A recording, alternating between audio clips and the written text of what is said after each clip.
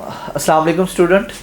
बेटा आज हमने डाइजेस्टिव सिस्टम को जो है वो स्टडी करना है। देखें डाइजेस्टिव सिस्टम में डाइजेस्टिव सिस्टम को पढ़ने से पहले कुछ इंट्रोडक्टरी बातें हैं जिसमें न्यूट्रिशन और न्यूट्रिएंट्स क्या है। तो न्यूट्रिशन बेटा this is a sum of total of all the process involved in the taking in and utilization of the element by which growth, repair, maintenance of activity, body की तमाम activities को control करने के लिए वो सारी के सारे प्रोसेसेस को कलेक्टिवली ले तो वो न्यूट्रिशन कहलाएगा। ठीक है, तो न्यूट्रिएंट्स बेटा ये वो वाले सब्सटेंस हैं जो कि बॉडी को सप्लाई किए जाते हैं। पूरा डाइजेस्टिव ट्रैक जो है यही काम करता है और डेफिनेटली ये जो सब्सटेंसेस होंगे मेटाबॉलिज्म के लिए बड़े इंपॉर्टेंट हैं। अब देखें हमारे पास जो फूड है कार्बोहाइड्रेट, फैट्स, प्रोटीन्स की फॉर्म में होगी। ठीक है, इन तीनों से हमें जो है वो एनर्जी मिलेगी डेफिनेटली। कार्बोहाइड्रेट जब 1 ग्राम कार्बोहाइड्रेट का मेटाबॉलिकली हमें जब वो ऑक्सीडाइज होगा तो वो हमें 40 एटीपी देता है। ठीक है, तो कार्बोहाइड्रेट में स्पेसिफिकली मैं ग्लूकोज की बात करूँ तो कार्बोहाइड्रेट को ग्लूकोज में किसने कन्वर्ट करना है? डाइजेस्टिव सिस्टम ने। फैट भी अल्टीमेटली ग्लूकोज में कन्वर्ट हो सकता है। प्रोटीन जो अमीनो एसिड में कन्वर्ट होगी उसको भी बाद में मेटाबॉलिकली हम ग्लूकोज में कन्वर्ट कर सकते हैं जिससे हमें एनर्जी मिलेगी। तो ये डेफिनेटली हमें एनर्जी देते हैं। वाटर, इलेक्ट्रोलाइट, मिनरल्स ये बेटा मेटाबॉलिज्म के लिए बड़े एसेंशियल होते हैं। देखिए डाइजेस्टिव सिस्टम जो है इसके 2 पार्ट्स होते हैं। पार्ट्स को समझने से पहले ज़रा देखिएगा बेटा, डाइजेस्टिव सिस्टम 2 तरह का था। जो इनिशिएटिव प्रिमिटिव था ना, नाइडेरिया प्लेटीहेल्मिन्थेस में, वो सैक लाइक था और इस सैक लाइक में सिर्फ एक ही जो है वो ओपनिंग थी, यही माउथ और एनस के तौर पर काम करता था।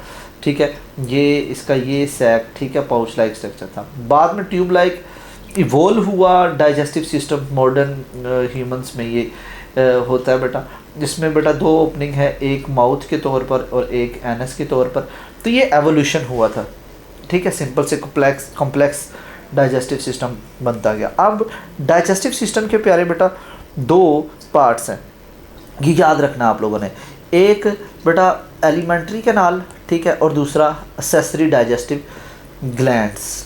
ठीक है, तो ये याद रखिएगा। एक तो प्यारे बेटा ये एलिमेंट्री कैनाल जिसे हम GIT भी कहते हैं, और दूसरा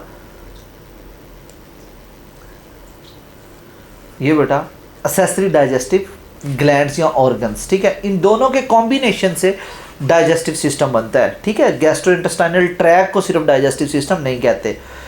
तो एलिमेंट्री कैनाल जो है जिसे GIT कहा जाता है, इसमें oral cavity, pharynx, oesophagus, stomach और स्मॉल इंटेस्टाइन, लार्ज इंटेस्टाइन आएगा। ठीक है, ये पूरे का पूरा ट्रैक है हमारा, और इसके साथ कुछ ऑर्गन्स जो होंगे, teeth, tongue, salivary glands, liver, gall bladder, pancreas, ये सारे के सारे हेल्पफुल होते हैं हमारे डाइजेशन करवाने में। दोनों मिलेंगे जब तो बेटा क्या बनेगा? डाइजेस्टिव सिस्टम बनेगा। ठीक हो गया, समझ आ रही होगी आप लोगों को बात।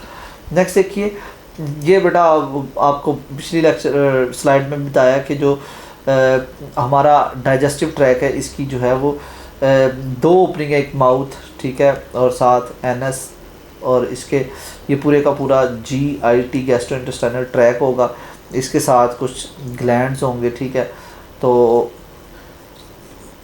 ये पूरे का पूरा डाइजेस्टिव सिस्टम बनेगा। इसमें बेटा सबसे पहले फूड को हम इंजेस्ट करेंगे, इंजेशन के बाद डाइजेशन होगी, डाइजेशन के बाद अब्जॉर्प्शन, ये सारा हम तफसील से इसको पढ़ेंगे। फिर असिमिलेशन, और जो अनडाइजेस्टेड फूड होगी उसे इंजेस्ट कर दिया जाएगा हमारी बॉडी से। पूरे डाइजेस्टिव ट्रैक के अंदर प्यारे बेटा जो डाइजेस्टिव सिस्टम की कुछ लेयर्स हैं उनको बेटा आपने समझना। द मोस्ट इनर लेयर जो है ना वो मिकोजल लेयर होती है। सबसे इनर साइड पे जो लेयर होगी ना वो कौन सी होगी? मिकोजा होगी। ठीक है, इसने म्यूकस प्रोड्यूस करना और इसके अंदर कुछ ग्लैंड्स वगैरह हो सकते हैं। ये बेटा बाद में मिकोजा के पोस्टीरियर पीछे वाली साइड पे बेटा सब मिकोजा होगी। फिर इसके बाद मसल्स हैं और सबसे एंड पर सिरोजा, सीरस फ्लूइड प्रोड्यूस करने वाली। ठीक है, तो मिकोजा इनर मोस्ट है।